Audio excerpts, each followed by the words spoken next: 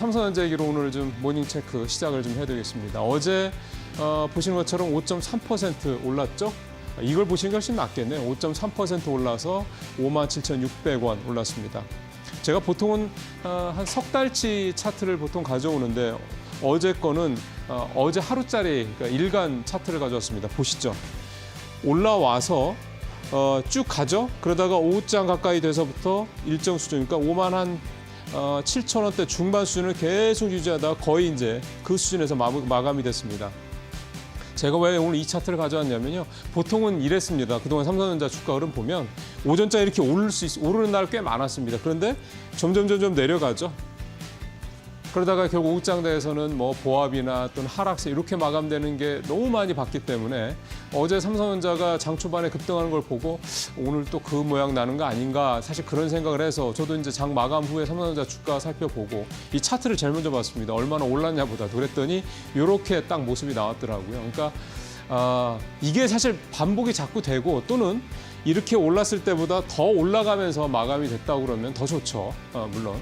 근데 어쨌든 삼성전자가 장 초반에 올랐던 부분을 고스란히 유지를 하면서 마감이 됐다는 것만으로도 상당히 좀 의미가 있는 어제 하루였다 볼 수가 있겠고 또 이렇게 장이 밀리지 않고 그러니까 주가가 밀리지 않고 버텼던 또 배경에는 역시 외국인의 수급이 결정적인 영향을 미쳤다 이렇게 볼 수가 있겠습니다. 어제 기관 외국인 합쳐서 7,100억 넘게 이제 순매수를 좀 했고요.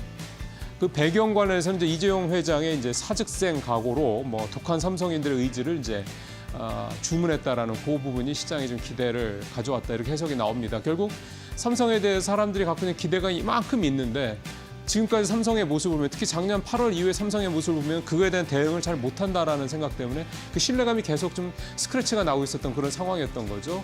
그런데 이재용 회장이 다시 예전에 이건희 회장 때처럼 뭔가 소위 말하는 그립을 확 쥐고 삼성을 끌고 가겠다는 이런 의지를 보여줬다라는 점이 오늘 국내 언론사 대부분 다 이 기사들을 크게 다루고 있습니다만 그런 부분들이 이제 시장에서는 특히 이제 외국인들이 의미 있게 봐준 게 아니냐 이렇게 해석도 좀 됩니다. 나머지 업황 개선에 대한 기대감, GTC 2025 기대감들은 요 며칠 계속 되고 있는 거고요. 어제는 확실히 이재용 회장 요 부분이 시장에서 좀 더 부각이 됐다 이렇게 좀 해석이 됩니다. 이제 삼성전자가 중요한 거는 이제 오늘 또 이제 이런 비슷한 흐름의 주가 차트를 이제 보여줄 수 있느냐 이게 또 중요할 것 같고요. 또 외국인 어제 4,900억 넘게 샀거든요. 오늘 외국인이 어떻게 하는지 이것이 또 이 연속선상에서 유지가 되느냐 여부를 중요하게 좀 봐야 될 것 같습니다. 다음 체크상 가보겠습니다. 방산주인데요. 어제 보시죠. 한국항공우주 10.8%, 한화시스템, 한화에어로스페이스, 넥스원 그다음에 나머지 방산주들 5, 6%, 많게는 10% 이렇게들 주가들이 급등을 했습니다. 유럽 재무장 때문에 한국이 수혜를 입을 것이다. 이제 이 얘기가 계속 좀 유지가 되고 있는 거죠. 그러니까 유럽이 지금 재무장을 해야 되는데 유럽의 제조업 상황이 옛날 같지 않으니 무기는 당장 필요한데 무기를 당장 만들어서 갖다 바칠 수가 없는 거죠. 수급이 안 되는 거죠. 그러면 빠른 시간 내에 그러니까 현물 무기를 갖다 줄 수 있는 데가 어디냐 전 세계 대한민국밖에 없다. 그러니까 결국은 한국의 방산업체들이 수요가 또 몰릴 거죠. 이 이제 전망입니다. 딱. 어제 한국 항공우주가 10% 넘게 급등했던 거는 캐나다가 미국으로부터 이제 들여오기로 했던 F-35 이거를 전략 계약을 취소하네 마네 요즘에 캐나다랑 사이가 되게 안 좋지 않습니까? 그 얘기가 나오면서 그러면 그 물량이 혹시 한국 KF-21로 이런 식의 또 내러티브죠. 현실성이 전혀 없다고 볼 수는 없겠습니다. 그게 만만한 문제가 아니죠. 전투기는 특히나 더 그렇습니다. 이게 탱크랑 자주포랑은 다릅니다. 그래서 그런 부분들 때문에 이렇게 시장이 가고 있는 건데 이게 이제 일종의 이제 과일 국면으로 넘어가는 거냐 아니면 여전히 이 내러티브는 살아있는 거냐 이거에 대해서는 참 판단하기가 쉽지 않습니다.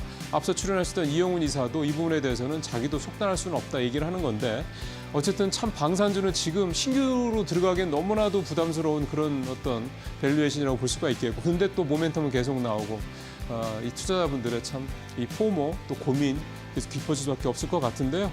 어쨌든 업계에서는 증권가에서는 한국 방산의 최대 수출액 대비 6배 가까운 향후 4년간의 수출이 나올 수 있다. 이렇게 굉장히 긍정적인 러브콜들을 계속 좀 보내고 있는 그런 상황입니다. 자, 마지막 거 가보죠. 한국을 이제 민감 국가로 이제 지정했다는 것 때문에 도대체 이게 이제 우리 시장에 어떤 영향을 미칠 것이냐. 어제 사실은 장 초반에, 그러니까 개장 전에 이 이슈가 큰 화두였습니다. 근데 실제 뚜껑을 열어보니까 앞서 제가 말씀드린 것처럼 반도체 관련주, 조선, 방산 어제 다 날아갔죠. 반면에 어제 유독 떨어졌던 게 이 원전주였습니다. 두산 에너빌리티 4.3% 떨어졌죠. 우진도 4.8%. BHI 같은 경우 사실 제일 뭐랄까요, 좀 탄력이 좀 세죠. 이게 강했던 종목인데 어제 7.4% 제일 많이 떨어졌습니다. 한전기술도 그렇고요.